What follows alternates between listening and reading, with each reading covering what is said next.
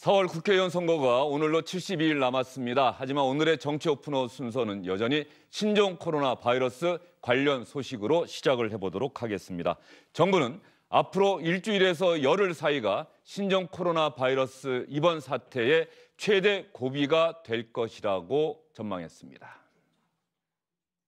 각 지자체 부단체장님도 다 참석하셨죠. 현재까지는 국내 유입 초기 단계에서부터 감염 환자를 조기에 찾아내고 있고 지역 사회로 감염 확산을 잘 막아내고 있다고 평가할 수 있지만 중국의 감염이 계속 확산되고 있어 지금부터 일주일에서 열흘 정도가 정말 중요한 고비가 될 것이라고 판단하고 있습니다.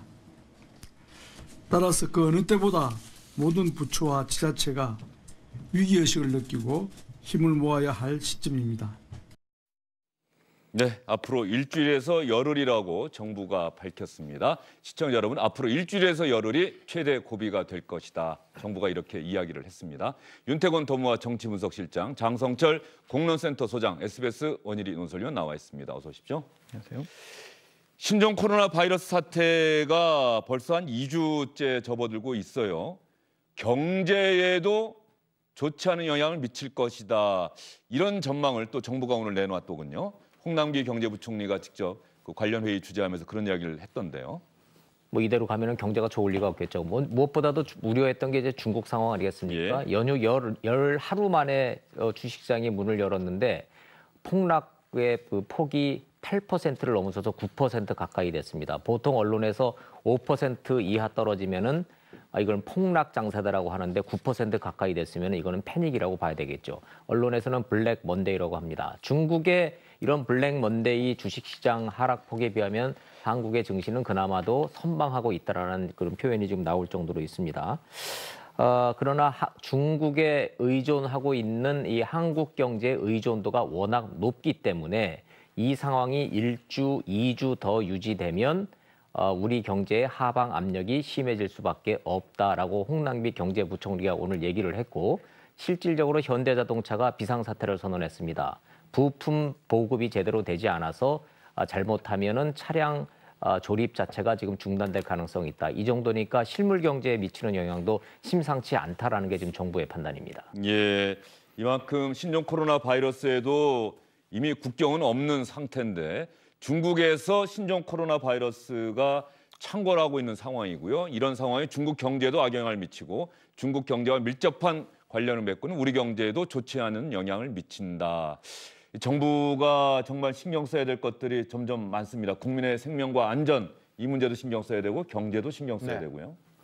그러니까 저는 좀 그런 건 있지 않습니까? 우리가 이런 걸 처음 겪는 건 아니잖아요. 참여정부 때, 이명박 정부 때, 박근혜 정부 때 각각 한 번씩 공교롭게도 겪고 이게 4번째이기 때문에 우리가 할 수 있는 것하고 할 수 없는 것을 판단할 수 있거든요. 할 수 없는 것은 버리고 할 수 있는 것에 집중해서 그러니까 우리 안쪽의 일에 대해 가지고 집중하는 게 맞다고 봅니다. 예. 어떻게 보세요? 장성철 소장, 사실 신종 코로나 바이러스가 우리 건강 문제에도 정말 신경이 쓰이고 우리의 생명과 안전 이 부분도 있지만 또 경제까지 영향을 미친다. 사실 더 시청자분들의 마음을 좀 무겁게 하는 소식이에요.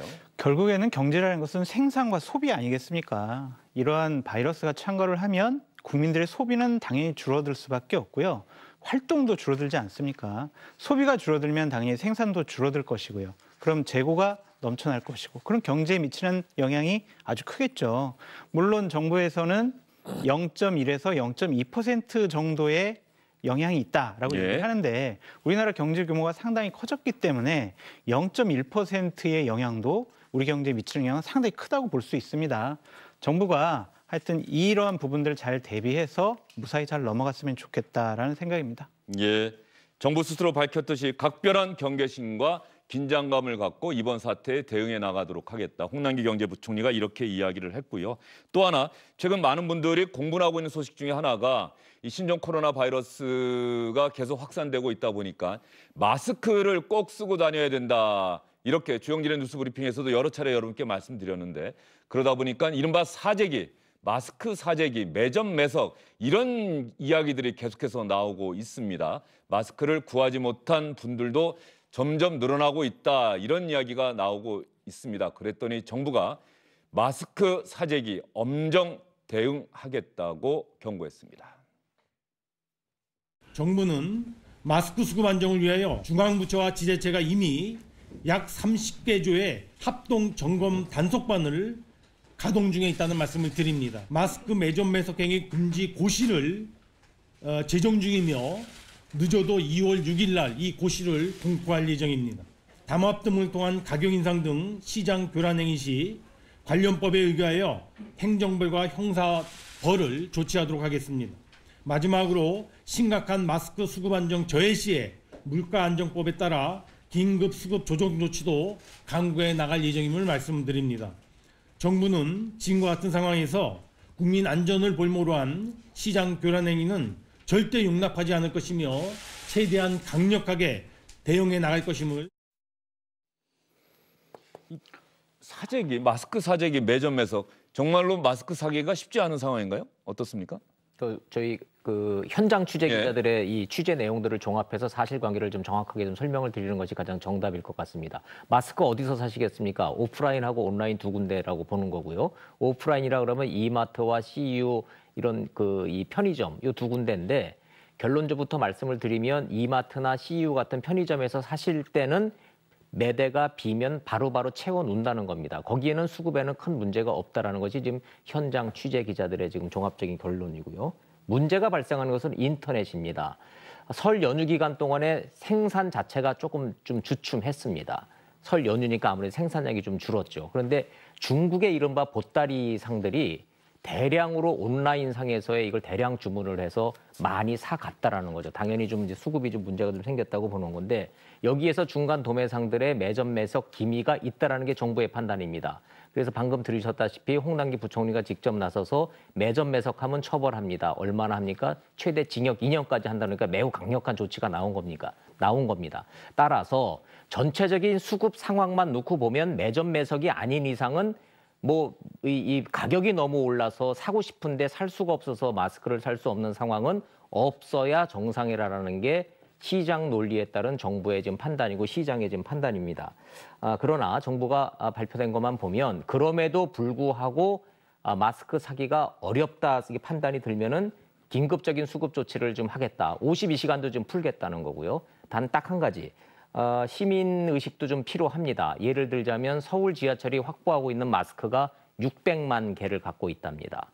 이거를 무료로 나눠주고 있답니다. 그런데 이거를 통째로 그냥 놔뒀더니 통째로 다 가져가고 세정제도 통째로 들고 가는 일이 왕왕 발생해서 이제는 영무원한테 가서 요청을 하면 한 장씩 무료로 나눠주는. 그러니까 이런 거 공짜라고 다 그냥 가져가고 이런 시민의식만 좀 효과가 된다면은 큰 문제는 없다라는 게 현재 정부와 지자체들의 공통적인 발표 내용입니다. 이제 요즘은 저도 지하철 타고 출퇴근하는데 마스크를 안 쓰면 오히려 그게 예의가 아닌 것 같아서 지난주 금요일에 저도 이 앞에 약국 가서 마스크를 샀는데 마스크가 확연히 줄긴 줄었더라고요. 그런데 몇 개, 이거 한 10개 사가도 됩니까? 그랬더니 그렇게 많이 사가시는 건 좀 그렇지 않습니까? 일단 2-3개 갖고 가셨다가 그다음에 또 필요하시면 더 사시죠라고 하는 얘기를 들었는데 마스크 몇 개나 갖고 계세요? 저희는 집에 애가 어려가지고요. 예. 원래 좀 상비를 해놓고 있는 편이었는데 어른 건 별로 없었죠. 그래서 이제 제 처가 한 20개 정도 집에 남아있다 그렇게 이야기를 하더라고요. 더 사야 되나 뭐 이런 이야기를 아침에 좀 나눴습니다. 약사분한테 그걸 여쭤봤어요. 이 마스크라고 하는 게 저희는 늘 고민되는 게 한 번 쓴 마스크를 또 써도 되는 건지. 근데 사실 많은 분들이 그렇게 하고 계시지 않습니까? 말려서 다시 쓰고 있는데 이 약사분 얘기는 원래는 일회용 개념으로 써야 된다라고 하는데 그런 측면에서는 또 지금 마스크 매점에서 시중에 많이 없다는 얘기가 있으면 또 이렇게 많이 살 수도 없고 말이죠. 저는 이 마스크를 좀 구해보려고 어제 마트와 백화점을 갔었어요. 네. 없습니다. 그냥 없습니까? 재고가 없어요. 이렇게 써붙여져 있었어요. 그래서 그럼 온라인에서 사볼까 했더니 온라인에서는 팝니다. 파는데 예. 대략 3,000원 이상을 팝니다. 한 장당 3,000원 이상. 그리고 어제 시키면은 목요일이나 금요일 날 온다고 합니다. 그러니까 마스크를 지금 정부가 얘기하는 것처럼 살 수가 없어요. 이게 현실적인 부분이고요. 아까 우리 원일이 위원께서 지하철에서 나눠주는 게 600만 장을 갖고 있다라고 하는데 그거는 세균이나 미세먼지를 걸을 수 없는 겁니다. 그거는 단순하게 그냥 얼굴을 가리는 정도의 수준인 거죠. 병원균을 이거를 방지할 수가 없는 마스크거든요. 이것은 큰 문제예요. 그러니까 아니 중국에는 300만 장 마스크 보내고 우리는 지금 마스크가 살 수가 없고 그리고 진천에 지금 수용되어 있는 그분들한테도 그냥 일회용 정말 간단한 그런 마스크 주고 이런 것이 왜 나라가 우리한테 왜 이러느냐라는 식의 또 괴담이 만들어지지 않습니까? 그러니까 정부가 자꾸 마스크 수급 상황 아무 문제 없어 저렇게 얘기하지 말고요. 저처럼 한번 백화점이나 마트나 한번 온라인 쇼핑을 한번 해보라고 저는 말씀드리고 싶습니다. 장성철 소장은 개인적으로 갔더니 분명히 마트나 이런 데서 마스크를 볼 수가 없었다. 두 군데 갔었어요. 두 군데 갔는데 안 갔고 큰 대형마트를 갔습니까? 예. 예. 약국 한번 가보죠. 약국 갔더니 약국은 있더라고요. 편의점하고 예. 약국에는 네. 다 있더라고요. 예. 근데 거기는 좀 비싸겠죠. 아무래도 온라인으로 사는 아, 것보다 편의점이나 예. 약국은 이제 좀 비싸고 낱개로 팔고 그런 게 있겠죠. 근데 뭐 저도 이쪽 전문가는 아닙니다만은 우리가 생산할 수 있는 용량이 1,000만 개. 하루에 1,000만 개 수준이라고 하니까 지금 수급 자체가 무너진 건 아닌데 사람들이 이제 심리 문제. 심리적인 불안. 네, 그리고 아까 제가 말씀드렸습니까? 저희 집에도 한 20개 있는데 이거 더 떨어지면 어떡하나라고 좀 쟁여놔야지 마음이 안심될 것 같고 그런 문제 아니겠어요? 그리고 전 중국의 교민분 SNS를 봤더니 마스크는 정말 중국에 살고 계신 분들은 마스크가 없어서 큰 애를 먹고 있다 이렇게 이야기하시면서 정부에서 보내준다는 외교부 편으로 오는 마스크를 기다리고 있다 뭐 이런 글을 또 제가 보니까 그건 또 마음이 상당히 아팠습니다. 그래서 우리 정부가 중국에서 살고 있는 우리 교민들을 위해서 마스크를 보내는 거는 또 필요하다는 생각도 좀 들고요. 이 마스크 매점 엄정 대응하겠다는 정부의 방침이 그냥 큰 소리가 아니라 실제로 마스크를 누구나 필요한 만큼 살 수 있는 그런 수급을 맞추는 쪽으로 꼭 정부의 대책이 시행됐으면 좋겠다는 생각이 다시 한번 듭니다. 이번 신종 코로나 바이러스 관련 대책 우리 정부가 조금씩 그 수위를 높여가고 있는데 일단 오늘 자정부터 중국 후베이성을 최근 2주 이내에 다녀오신 분의 외국인은 전면적으로 입국이 금지가 되고요. 우리 나라 사람은 들어올 수는 있지만 2주 동안 격리 조치가 되지요. 그런데 지금 우리 국민들이 중국을 가는 문제, 이른바 중국 여행이죠. 중국 여행과 관련해서는 정부의 진짜 방침이 뭡니까? 약간 엇갈리는 보도가 좀 나오고 있는 것 같아요. 한 2-3시간 간격으로 정부의 발표가 바뀌는 바람에 오늘 거기에 대해서 사과가 나오기는 했습니다. 예. 첫 발표는 그대로 읽어드리겠습니다. 중국 전역의 여행 경보를 상향 조정하고 관광 목적으로 중국의 방문을 금지한다라고 첫 발표가 나왔고요. 2시간, 4시간 뒤에 이것이 검토로 바뀌었습니다. 그래서 오늘 브리핑에서의 복지부 차관에 대한 기자들의 첫 질문도 금지가 된 겁니까? 검토를 하는 겁니까? 왜 뒤로 한 발짝 물러섰습니까? 도대체 팩트가 뭡니까? 이런 질문이 좀 많이 나왔습니다. 결론부터 말씀을 좀 드리면은 검토입니다. 검토는 중단은 아니기 때문에 지금 우리가 비자 받아서 중국 가는 것 자체를 우리 정부가 막지는 않겠다라고 얘기를 하지만 더 심각해지거나 더 확산이 되거나 뭔가 더 악화가 되면은 할 수도 있다라고 한 발 물러섰습니다마는 그럼 도대체 어떻게 하겠다는 거냐? 현재로서는 그럴 수도 있다는 것이지 중국 여행 금지 조치가 발효된 것은 아닙니다.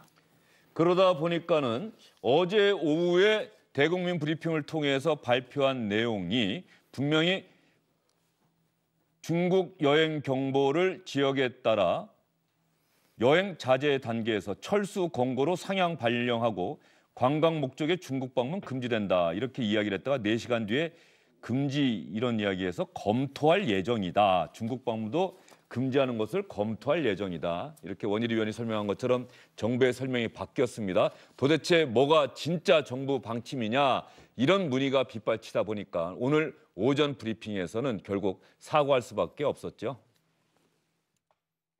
어제 이 부분에 대해서 특히 여행 등급 상향 조정과 관련해서는 당초에 이런 방안을 포함해서 논의가 되었었습니다만 논의 과정에서 현실적인 적용 가능성이라든지 또 그 효과 등에 대해서 논의가 되면서 신종 코로나 바이러스 감염증의 그 확산 정도에 따라서 지역별로 적용하는 것이 타당하다라는 그런 결론을 내렸습니다. 참고로 지금 뭐 후베이성에 대해서는 철수곤고의 등급으로 적용이 되고 있습니다만 앞으로도 이 부분은 위험도에 따라서 적용 여부를 지역별로 검토하겠다라는 것이 됐는데 그 부분이 미처 최종 저희들 문안에서 수정되지 못한 상태로 나간 점에 대해서 사과를 드리고요. 최종 문안에서 미처 수정되지 못한 상태로 나간 점에 대해서 사과를 드린다. 그런데 여기서 WHO가 얼마 전에 발표한 비상사태 선포하면서 중국 정부를 신뢰한다. 중국 정부의 대응 능력을 믿는다. 그리고 다른 나라 정부들은 이 중국인들에 대한 어떤 중국에 대한 여행 금지나 중국인들에 대한 입국 금지 이런 거 좀 가능하면 안 했으면 좋겠다. 이런 이야기를 했었거든요. WHO가 그런 결정을 발표한 데 대해서도 중국 정부가 WHO에 10조 원 이상을 지원하기로 했다 이런 얘기도 있었는데 지금 우리 정부의 이번 사과 정말 단순한 실수인 건지 아니면 보다 국민에게 더 속 시원하게 설명하지 못할 사정이 있는 건지 어떻게 보십니까? 단순한 실수였으면 좋겠다라는 생각이 듭니다. 저것이 만약 어떠한 중국 정부를 눈치 보는 것이 아니냐 그러한 일각의 비판이 있는데 그러한 것이 사실이 아니었으면 좋겠습니다. 자국민의 안전이 가장 우선돼야 되지 중국의 눈치를 봐서 안 되는 거 아니겠습니까? 그렇기 때문에 정부에서는 지금 혼선을 불러일으키면 국민들은 불안해합니다. 그러니까 발표하기 전에 정부의 각종 기관들끼리 상당히 조율을 해서 일관된 메시지가 나갈 수 있도록 컨트롤 타워가 확실하게 좀 장악을 했으면 좋겠다라는 생각이 듭니다. 예. 그리고 오늘 자정부터는 중국 후베이성을 다녀온 외국인, 머물렀거나 다녀온 외국인의 국내 입국이 전면적으로 금지가 돼요. 이 부분은 어쨌든 간에 정부로서는 한 단계 더 나아간 강도 높은 대응 조치다 이렇게 볼 수가 있겠죠. 민주당에서도 아침에 역대로 제일 높은 조치다라고 하는데 약간 실효성의 문제가 있겠죠. 후베이성을 그 사람이 다녀왔는지 안 다녀왔는지를 알 수 있느냐. 그게 이제 예컨대 여권이라든지 이런 데 적혀 있느냐.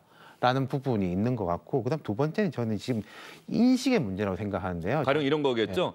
처음에 들어간 중국으로 입국했을 때 외국인이 후베이성 그쪽 공항으로 들어갔다고 한다면 공항 그렇죠. 도장이 찍히겠지만은 다른 지역을 가서 버스나 대중교통수단으로 후베이성을 다녀왔다고 한다면 그건 확인하기가 좀 어렵다. 어렵지 않은가 그게 있고 장 소장님 말씀하신 것처럼 인식의 문제가 있는 것 같은데 지금 우리 국민들이 인식할 때 그리고 실제로도 그렇고 질병관리본부라든지 우리 의료진이라든지 행정체계는 물론 어려움이 있습니다만은 다른 주변국이라든지 선진국하고 비교해 볼 때 아주 월등하다. 그 자체에 대한 신뢰는 있는 것 같아요. 하지만 이제 정부가 뭔가 중국과 이 관계에서 그러니까 우리 의료진이라든지 이런 실력의 문제가 아니라 어떤 외교적인 문제, 정치적인 고려를 하고 있는 거 아니냐? 라는 데 대해서 현실과 별개로 그런 식에 대한 의구심이라든지 갸웃거림을 갖고 있는 것도 또 사실인 것 같거든요. 그래서 정부는 그 부분에 대해서도 국민들이 어떻게 인식하느냐를 알고 그 인식, 불안감을 불식시켜줄 단계인 것 같아요. 이제. 여기서 짚고 넘어갈게요. 우리 정부가 발표한 것은 중국 후베이성에 머물렀거나 방문하고 온 외국인들 이렇게 제안을 하고 있는데 중국인들에 대한 입국을 금지하는 정부들, 다른 나라 정부가 있습니까? 대표적으로 미국하고 북한입니다. 미국은 당연한 거죠. 미국은 미국에 있다가 중국을 갔다 온 중국인 말고 중국에서 오는 사람들 그리고 중국을 거쳐서 오는 외국인들은 입국이 전면적으로 제한이 됐습니다. 희한한 거는 북한도 똑같은 조치를 좀 하고 있어요. 철저하게 봉쇄 정책으로 좀 가고 있는 건데 중국 정부가 공식적으로 미국의 이런 봉쇄 정책에 대해서 섭섭함을 표현을 했죠. 미국이 도와주겠다고 발표를 했지만 제일 먼저 봉쇄 정책 해놓고서는 뭘 도와주냐 말고 좀 이렇게 좀 서운한 감정을 표현하고 있는데 현실적으로 지금 다른 나라들의 경우를 보면 보시는 표처럼 미국, 북한, 러시아, 체코 이건 진영을 떠나서 중국에 대한 비자 발급 제한이라든지 입국 제한은 지금 막을 길이 없습니다. 우리 정부에서 지금 국내에서 문제가 되고 논란이 되고 있는 것은 우리가 우리의 판단으로 자체적으로 매뉴얼을 가지고 후베이성 방문을 거친 외국인 입국 제한을 우리 스스로 자발적으로 지금 하고 있는 것이냐 아니면 중국과의 외교적 관계 때문에 이른바 눈치 보기 작전이 지금 거기에 가미가 된 것이냐에 대한 논란의 좀 여지가 좀 있는 거죠. 북한의 같은 경우에도 뭐 중국에서 오는 그 모든 중국인들은 입국 제한 조치를 한 것으로 지금 공식 발표가 되고 있습니다. 예, 중국 외교부에서 잠시만요, 장서철 소장님. 중국 외교부 또 주한 중국 대사 얼마 전에 바뀌었죠. 이분들이 다른 나라들의 중국인들에 대한 여행 뭐 제한이라든가 입국 금지, 입국 제한에 대해서 한 얘기가 있어서 특히 중국 외교부 같은 경우는 미국 정부에 대해서 강한 불만을 나타내기도 했었지요. 중국 외교부는 미국의 중국 전역 여행 금지 권고에 대해서는 시의적절하지 않다. 저희가 말씀드린 것처럼 WHO가 이미 그런 조치는 취하지 말아달라고 이야기하지 않았느냐 이렇게 미국 정부를 비판하고 있고요. 신임 주한 중국 대사는 한국이 WHO 규정에 부합하는 결정을 내릴 것으로 기대한다. 미국 등의 중국인 입국 조치는 지나친 행동이다라고 이야기를 했어요. 이 신임 주한 중국 대사의 저 이야기를 놓고서 사실 많은 분들의 생각이 좀 엇갈리는 것 같긴 해요. 어떻게 보십니까? 뭐 중국 대사의 입장에서는 저런 얘기를 할 수밖에 없겠죠. 근데 하지만 저는 지적을 하고 싶은 것은 이 부분에 대해서 이 정부와 이 집권 여당의 이전까지의 태도와 말, 행동에 대해서 좀 지적 안 할 수가 없습니다. 의사협회와 한국당에서는 끊임없이 계속 중국인들에 대한 입국 조치, 금지 조치 사항에 대해서 얘기를 했는데 그때마다 이분들은 실효성 없다, 계획 없다, 방역에 도움 안 된다, 정치 공세다 이런 식으로 얘기를 했어요. 특히 민주당 같은 경우에는 우리 방역의 가장 큰 방해 요소는 한국당의 선동이다라고까지 하면서 중국인 입국 조치에 대해서 그렇게 공격을 했거든요. 그런 것들은 정부 여당이 이 방역을 여야, 정, 힘을 합쳐서 같이 극복해 나가겠다는 것이 아니라 이것도 하나의 정치 공세로서 야당을 공격하기 위한 하나의 수단으로 삼은 것이 아니냐. 그것은 상당히 좀 유감스러운 부분이다라고 말씀드리고 싶습니다. 예, 뭐 장서철 소장 거기에 정치적인 시각까지 덧보태서 말씀을 해주셨는데 뭐 정부도 정부 나름대로 고충이 있겠죠. 우리 대한민국 국민의 생명과 안전을 지키면서 동시에 중국과의 외교적인 문제, 외교 관계도 동시에 생각해야 하는 정부의 고충은 물론 있을 겁니다. 다만 그런 정부의 고충이 반영된 결정이 국민의 공감을 얻을 수 있는 것, 이 부분이 가장 중요할 텐데 지금 청와대 청원, 중국인들 입국 금지 청원이 아마 60만 명이 넘어선 것 같아요. 서명할 그렇죠. 분이. 이제 곤혹스러운 것이 있고 정부로서는 이제 단기적인 거, 중기적인 거, 장기적인 것까지 내다보고 있을 겁니다. 뭐 그런 말 있지 않습니까? 사스 당시에 이제 사스 문제가 진정된 이후에 중국에 제일 먼저 입국한 해외 지도자가 노무현 전 대통령이었다. 그래서 한중 관계가 되게 괜찮았다. 이런 것까지 보고 있는데 지금은 좀 단기적인데 집중할 때인 것 같고요. 한국당 입장에서는 장 소장님 말씀하신 것처럼 그런 서운함을 여권에 느낄 수도 있을 것 같습니다. 다만 한국당도 굳이 왜 우한폐렴이란 말 못 쓰게 하냐. 우리는 우한폐렴이라고 쓰겠다.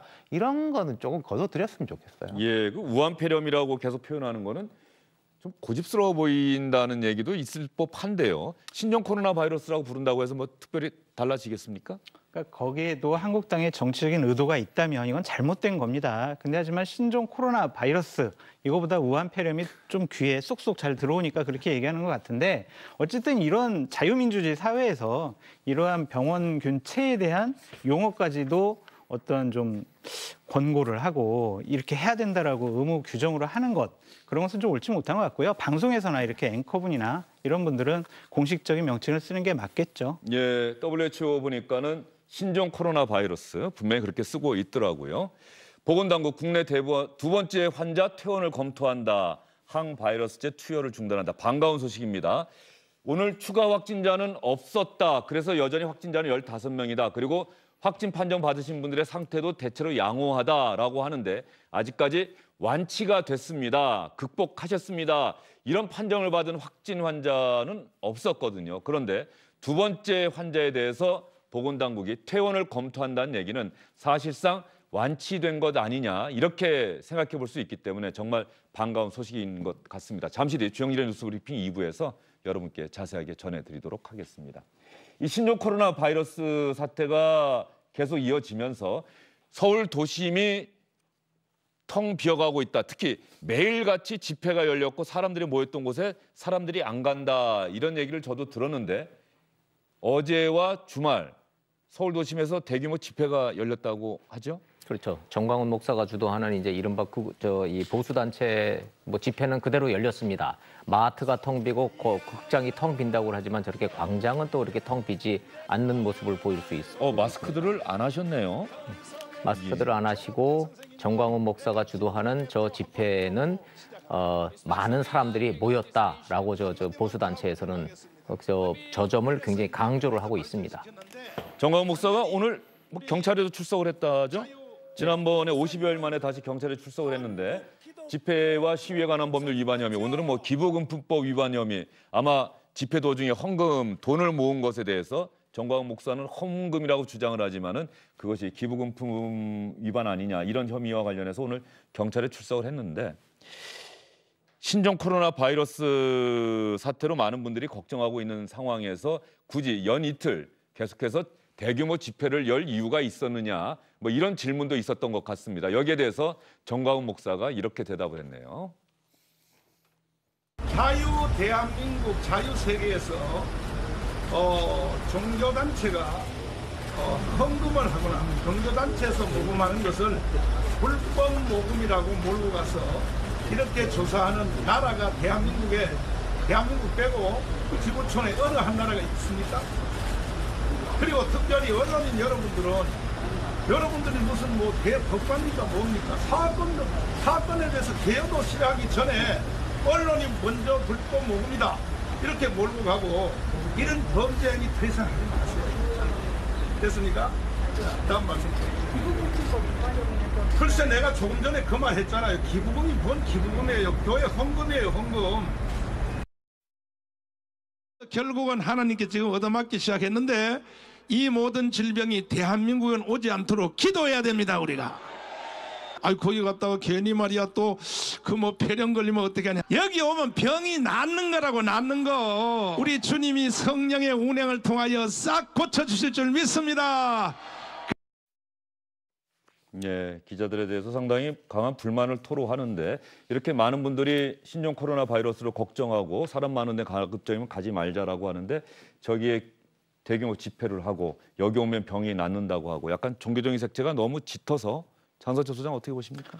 상당히 민망스럽습니다. 어쨌든 종교가 정치에 저렇게 직접 관여하는 것 자체가 좀 잘못됐다고 생각이 들고요. 김문수 지사랑 자유통일당을 만들었는데 결국에는 저분이 이전에 주장했던 여러 가지 말들이 순수성을 잃어버렸다. 결국에는 정치적인 의도를 갖고 본인의 정치적인 입지를 구축하기 위한 수단이 아니었느냐, 그런 오해를 받기가 딱 좋을 것 같습니다. 황교안 대표나 심재철 원내대표는 정말 정광훈 목사, 김문수 전 지사하고 같이 하겠다는 겁니까? 기본적으로 이제 좀 어느 정도의 선을 그은 것 같아요. 그었기 때문에 저분들이 다른 일정한 당을 만들어서 본인들의 정치적인 주장을 공식화하려고 하는 것 같습니다. 알겠습니다. 신종 코로나 바이러스 사태가 안정이 되고 해결이 되고 그다음부터 본격적인 총선 전국에 들어간다고 한다면 이 부분도 여러분께 자세히 전해드리도록 하겠습니다. 세 분 수고 많으셨습니다.